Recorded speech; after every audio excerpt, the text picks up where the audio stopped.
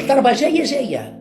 الجزائر معرضة لخطر عظيم لأنها في القائمة ومازال ما تمحاش لأن المخطط القديم منذ 1972 73 وما قبل أصلا، لكن من 73 من حرب العرب ضد الكيان الصهيوني إسرائيل الذي شاركت فيه الجزائر، صناع القرار في المحفل الصهيوني، أقول المحفل الصهيوني ولا أقول المحفل إسرائيلي أو اليهودي، لأن المحفل الصهيوني للأسف يضم بعض القادة العرب الزعماء العرب.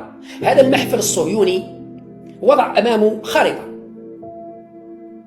ما هي الدول المارقة الواجب مسحها من الخارطة؟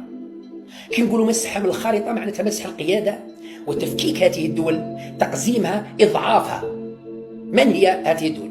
الدول اللي ذكرتها: العراق والعراق انتهى، سوريا والسوريا انتهت، السودان والسودان انتهى، اليمن واليمن انتهت، ليبيا والليبيا انتهت. ماذا بقي؟ بقي الجزائر.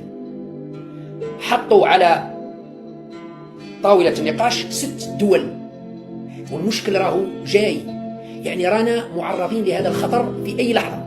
على الأقل خليونا نقويو الجبهة الداخلية، خليونا يكون عندنا بناءنا مرصوص، خليو يكون عندنا استعداد نفسي أولا، ثم مادي عسكري واقتصادي خلونا نكونوا مستعدين للضربة اللي راح تجينا، خلونا مستعدين للأزمة اللي راح تجينا، خلونا مستعدين للكارثة اللي راح تجينا.